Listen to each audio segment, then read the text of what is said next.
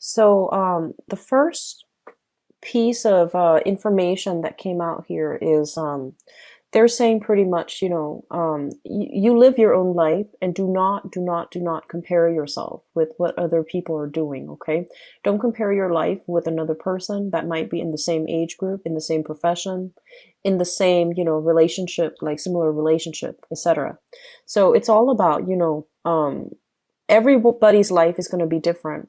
And so if we're projecting and we're, trying to figure out at 30, I want to do this. At 40, I want to have this. At 50, I want this to be in my life. I feel that it's nice to set these goals, but it's also can be very constraining as well. Okay.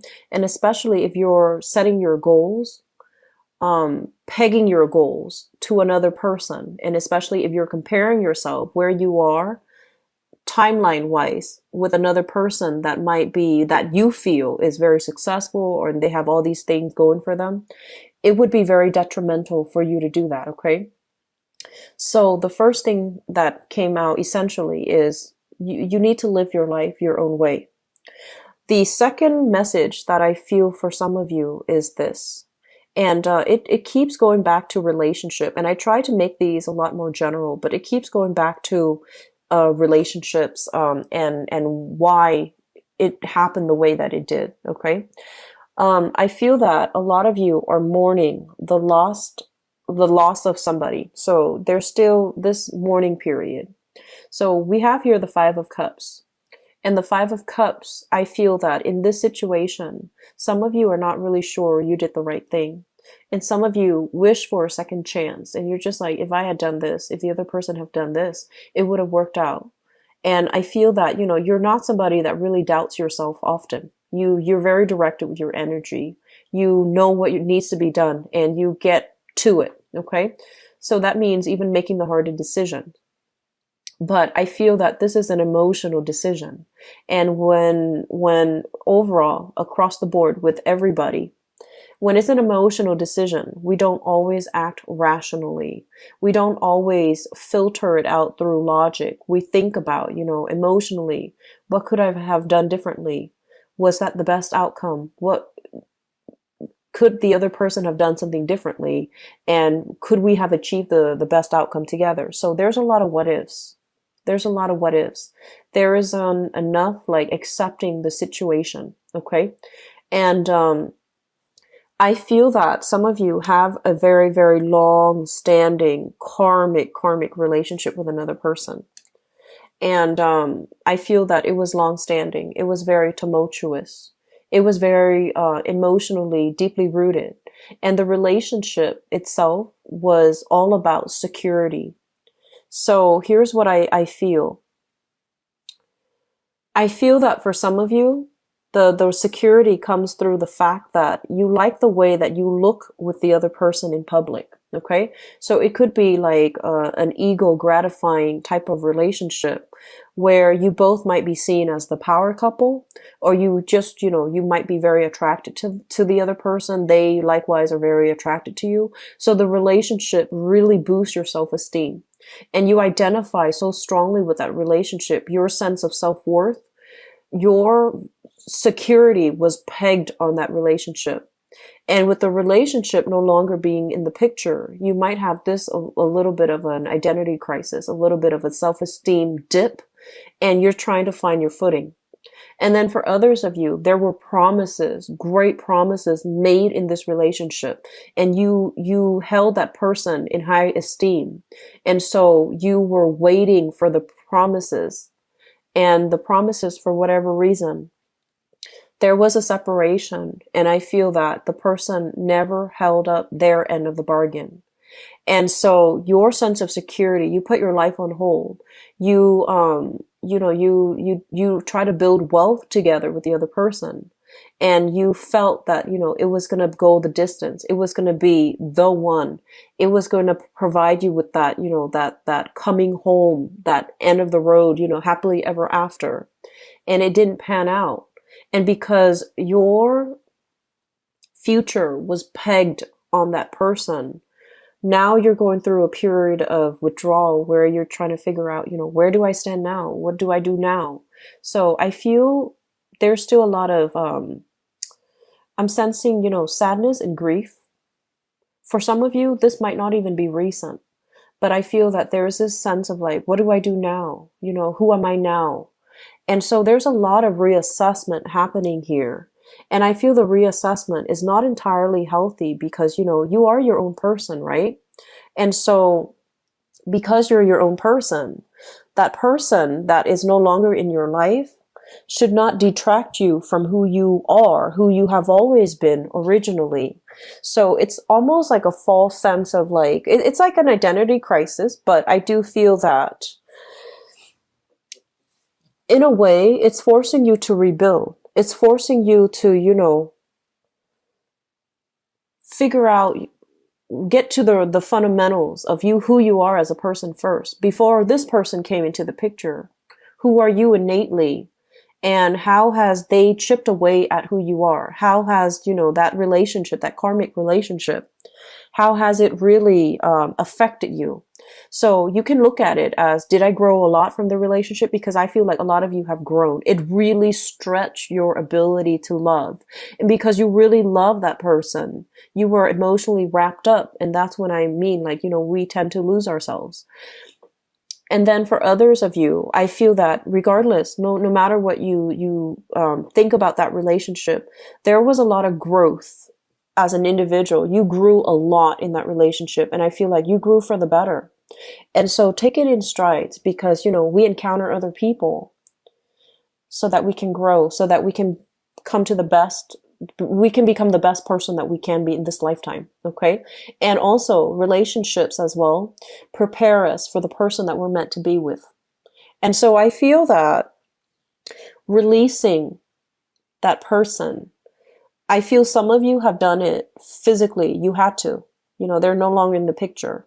Others of you, you're still dealing with some resentment. And for those of you still dealing with the resentment, I want you to really understand, okay? The person you were dealing with was very, very stubborn. And the resentment that you're feeling as well, it might be the fact that they didn't love me enough to change their point of view. And it has nothing to do with that. It has nothing to do with that. The person that you're dealing with, they're an individual and they have security issues that they needed to take care of on their own. So it has nothing to do with how much they love you. It has nothing to do with that. Okay. And I feel that you want to let go of this resentment because I feel that a lot of you put your life on hold. You've made sacrifices. And when this person left the picture, it just felt very, it just felt very blasé. It just felt almost like, the rug ripped out from under you, right? And you're still trying to find your footing. You're still trying to make sense of it. You're still dealing with some type of internal conflict here with the Five of Wands. And there's still some reshuffling. The energy is not settled yet. Coming through for the month of May, one of the major advice that I can give you here is, this is your card. Okay, so this is the Emperor. A lot of the times, this card basically reminds us some hard decisions need to be made because it's the right thing. Okay, it's made not from the heart, but from a place of logic, and it's made because it's the right thing to do. So it has nothing to do with love. It has nothing to do with, our sense of identity merging with another person. The decision needed to be made because the relationship was stagnant. You're not growing from it anymore. And so it needed to be weaned out of your life. So these hard decisions, I feel that you're dealing with somebody who's very stubborn and you can't really convince them. And in the process of them not bending to your will, you feel that they never loved me. It has nothing to do with that, okay? It has nothing to do, don't take it personally. It has nothing to do with emotions. It's a logical decision and it provides the best outcome for everybody involved, okay? Okay. So the energies that I'm picking up is there's a lot of household activity. So I feel that, first of all, in the public environment, which is, your professional realm, I do see a lot of you are devoting a lot of time either catching up with work or doing a lot more extra work. So I see like, the portfolios near your table, just piling up with cases, with different forms that you have to fill out, with, you know, things that you need to get authorized and things that you need like a lot of signatures on. I also feel that there are a lot of you as well in the home environment. There's a lot of things that have been kind of like laying dormant on the wayside, and you need to catch up with that as well. Okay, so I do see a lot of spring cleaning actually happening for you guys. I also see like a lot of you are thinking, shifting things around, like rearranging furniture, shifting things around in your home environment. And so it's a very, very busy month. And I might have mentioned this in the monthly reading. I'm not sure if it was for you or for Gemini, but I mentioned very busy energy. So just make sure you're staying on top of things, okay? So the other message that come through here denotes like strained communication that you have with another person. So I feel like it's almost like tiptoeing on eggshells around another person. You know, it feels almost like the elephant in the room. Two people know something needs to be addressed, something needs to be talked about, but for some reason there's strained communication. Either the other person is not receptive, or you both are trying to dodge or to skirt around some type of issue. So I feel like that's coming through. Make sure you get enough sleep, because I do sense that, you know, this is the month where I feel like things are a lot worse in your head than it is in real life. Okay. So if you spend a lot of time ruminating over things, I feel like it can, you know, it can like snowball out of control. So don't let your fears overcome you, and especially don't let your fears burden you where you are not able to, you know, really enjoy your life for this month, and especially for the next 2 weeks.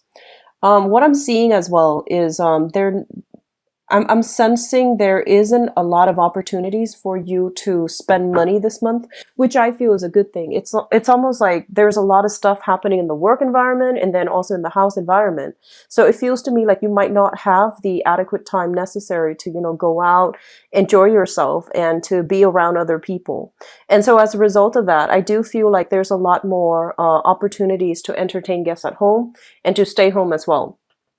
I do feel a heavy air sign in your environment. So this is an Aquarius, a Gemini, or a Libra. This is someone dealing with their own stress, okay? And I feel like they might have trouble verbalizing how they feel, verbalizing like what's really on their mind, and verbalizing even their intentions. So I do sense that they're dealing with some things, and it's all very internal. It's almost like they're keeping it in, and they don't really want other people to see this side of them, this vulnerable, this distressed side to them. And if that's the case, if you are dealing with this person, especially in your home environment, or if it's like within your friendship circle, I do feel it's important for you to reach out and, you know, make sure that they're okay. All right. So I feel like more a female figure. I'm seeing like female figure, darker hair, on the darker spectrum. Okay. So like lighter skin, darker hair. That's what it feels like to me.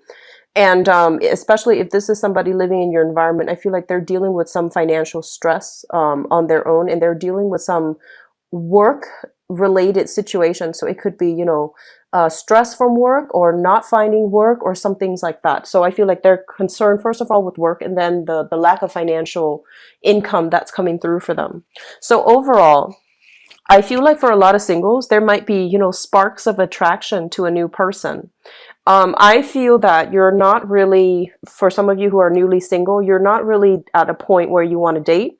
And I feel as well, you're so concentrated in the work environment that if people were flirting with you or making passes at you, I feel like you don't really give it, you know, much attention.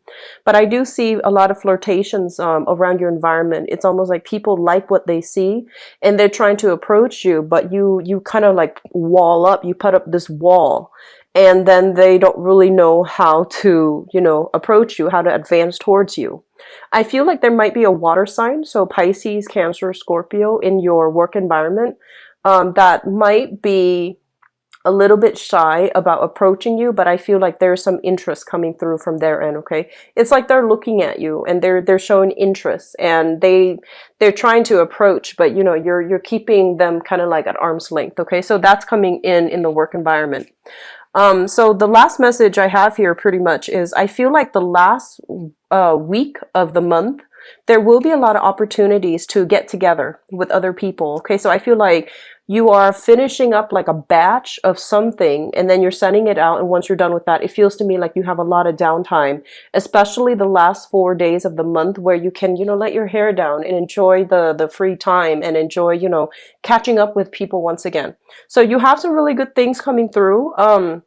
Just check on your friends, check on the people who you're living with, and see what's going on with them, because I feel like energetically the environment around, like, the people are dealing with some stressors in their lives. Okay.